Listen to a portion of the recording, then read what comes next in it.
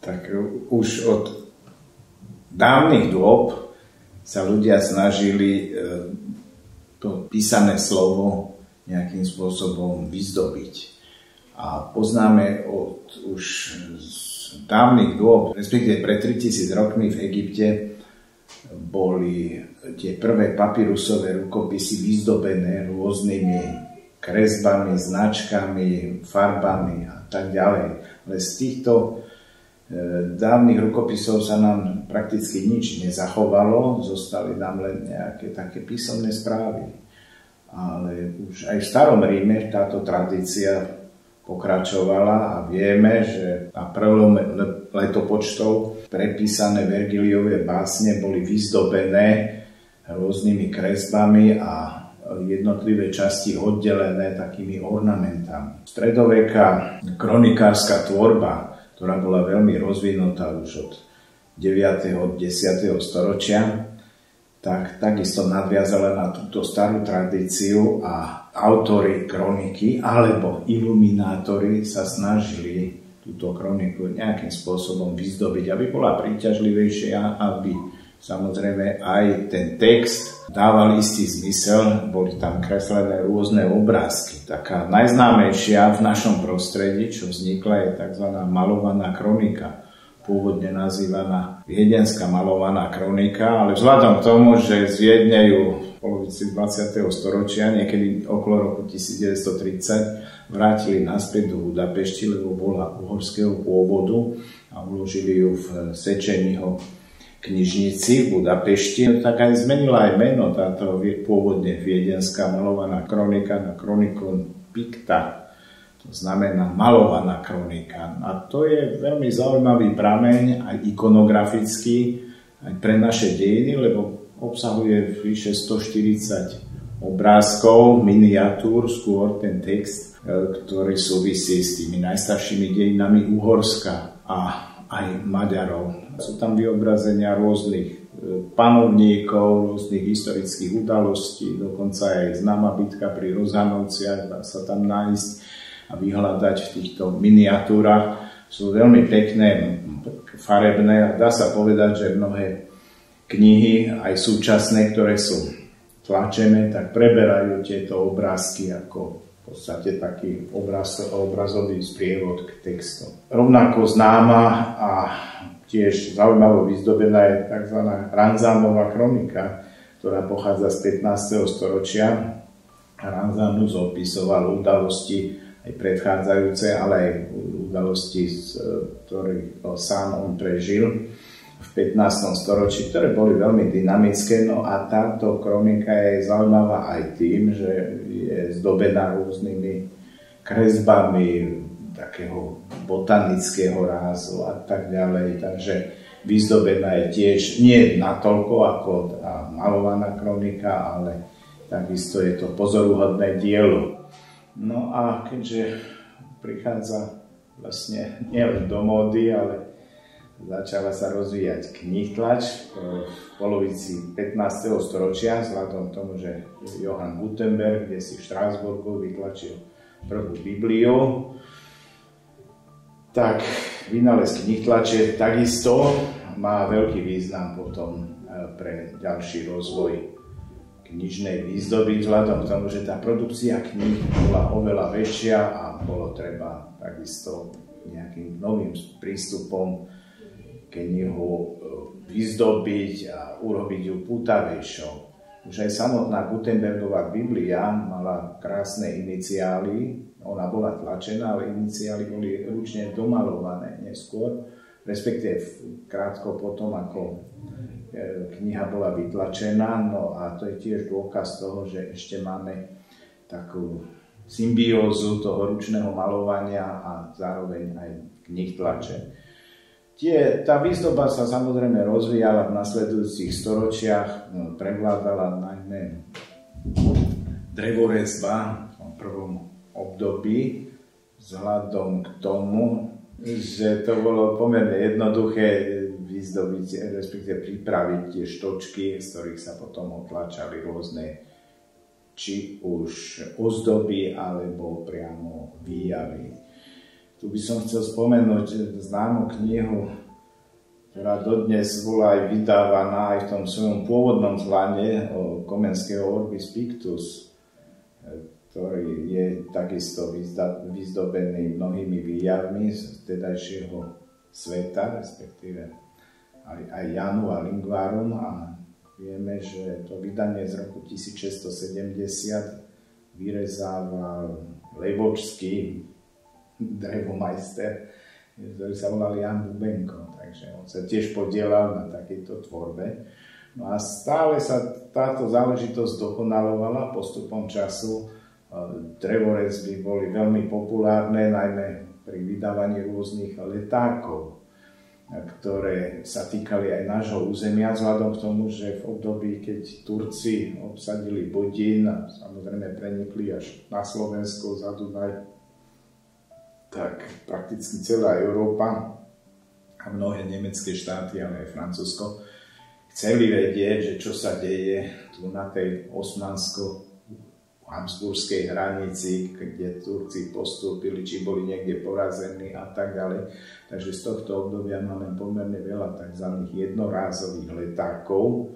Hovorilo sa im aj Zeitungen, teda sú to také prvé noviny, ktoré oznamovali obecenstvu, respektíve čitateľom, že čo sa udialo vlastne v období, povedzme, tej 15-ročnej vojny, ktorá vypukla v roku 1593, ako sa bojovalo s Turkami a tak ďalej.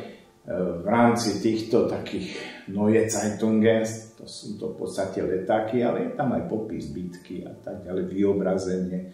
Si spomínam na jeden veľmi zaujímavý obraz Novohradského hradu, alebo aj Filakova, ktorý bol so sprievodným textom, ktorý hovoril o tom, ako bolo znova dobité Filakovo kresťanskými vojskami a podobné záležitosti. Takže bola tu aj istá objednávka, som povedal, spoločenská objednávka, aby ľudia boli oboznamovaní s politickým vývojom, a súčasťou vlastne týchto správ z boiska, dá sa to tak nazvať, boli aj rôzne drevorezy a neskôr drevority. No a samozrejme tá technika sa zdokonalovala postupom času, začali sa vlastne množiť aj medirytiny, ktoré sa pretláčali do kníh spôsobom rôznych ozdôb alebo aj výjavov. Neskôr to bola kameňotlač, ktorá bola v 19. storočí veľmi populárna. No a vieme, že keď sa nejaká dôležitá udalosť, najčastejšie vojnová, alebo proste nejaký kráľovský pár mal potom svadbu, tak boli tam pozvaní aj kresliari. Vieme, že fotografia sa začala uplatňovať až v 30. rokoch 19. storočia, aj to veľmi zriedkavo. Kresliari, ktorí nakreslili príslušný výjav, prípadne osoby a tak ďalej. To sa potom rozmnožovalo, vytlačilo a tak ďalej. Použilo sa to do kníh, primárne, sekundárne a tak ďalej. Takže okolo toho je samozrejme veľa čo hovoriť. No a takže títo kresliari takisto obohacovali knižnú tvorbu a neskôr aj časopiseckú tvorbu. Si spomínam na obdobie Krímskej vojny, tá vypukla v roku 1853, vtedy vieme, že Anglicko a Francúzsko, spoločnosti Osmanskej ríše a dokonca aj Sardinského kráľovstva, teda aj Taliani sa zúčastnili také výpravy proti Rusku, bojovalo sa na Kríme a najmä dobíjal sa prístav a pevnosť Sevastopol, no a boli, keďže už tá novinová tvorba a časopisecká v západnej Európe bola veľmi rozvinutá, tak išli tam kresliári, ktorí malovali jednotlivé výjavy jednotlivých vojvodcov a tak ďalej. Tak je to už taký, by som povedal, biznis aj s tým, že obecenstvo, respektíve verejnosti žiadala vidieť, ako to tam vyzerá, tam, kde sú veľké vojská, vlastne bojujú na tom Kríme s Rusmi, ako vyzerajú ruskí vojaci, ako teda tí anglickí, francúzskí, ako má podobu generál a tak ďalej. Takže to je tiež istá epizóda, ktorá veľmi potom veľmi rozvinula túto techniku a vlastne výzdobu, respektíve použitie rôznych obrázkov, či už v novinách, časopisoch, ale nakoniec aj v knihách. No ale keď už prišla moderná knihtlač, to znamená, že sa prenášali obrázky z fotografií a tak ďalej, tak tieto záležitosti ustúpili do pozadia, ale máme aj dnes ešte rôzne luxusné vydania kníh, kde je takisto taká použitá, či už ručná kresba, maľba, domaľovanie a tak ďalej, takže to je skôr už záležitosť len ojedinelá a sa prirodzene, že veľmi drahá. V minulosti kláštory, kde samozrejme tá knižná tvorba, alebo skôr kronikárska tvorba bola na istej úrovni, tak mali špeciálne vyškolených miniaturistov, okrem toho, že boli opisovači, tzv. Ingrosátori, alebo piktori, teda maliari, tak vieme, že to bola istá deľba práce, že jeden ten text opisoval, keď ešte nebola knihtlač k dispozícii, a ďalší ho zdobil. Či už veľkými iniciálami na začiatku rôznych odsekov, dokonca aj vety boli takýmto spôsobom oddelené, aby sa ten čitateľ lepšie orientoval v texte, tak sa dávali veľké ozdobné písmena, či už na začiatok nejakého odstavca, ale často aj na začiatok ďalšej vety. Na jednotlivé odseky sa zdobili rôznymi takými motívmi s prírodnými a tak ďalej. Takže toto sa samozrejme tiež zachovalo potom aj neskôr v knižnej tvorbe. Tu mám na ukážku, tu môžem. Mám po ruke takú veľmi zaujímavú knižku. Autorom bol Gregor Dankovský, vyšla v roku 1837. Je to gramatika, porovnávacia gramatika slovenského a gréckeho jazyka. Dankovský bol veľký odborník na grécky, starogrécky jazyk. Knihu zasponzoroval nitriansky biskup Jozef Hurun.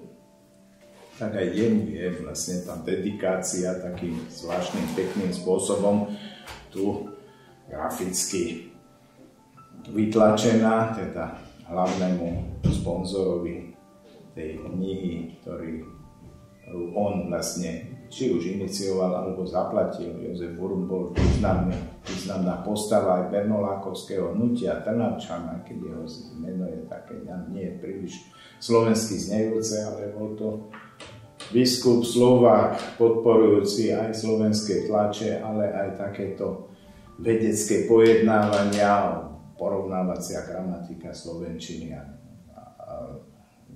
starej gréčtiny. Ináč veľmi zaujímavé, ale o tomto nebudem tu rozprávať. Len na ukážku vidíme, akým spôsobom sa vlastne taká tá dedikačná strana vytlačila a ozdobné z písmena, samozrejme to isté platí aj o prvej strane, aby to nebol taký jednoliatý text, ale nejakým spôsobom ten čitateľ získal hneď na prvý pohľad istý prehľad o obsahu tejto knihy.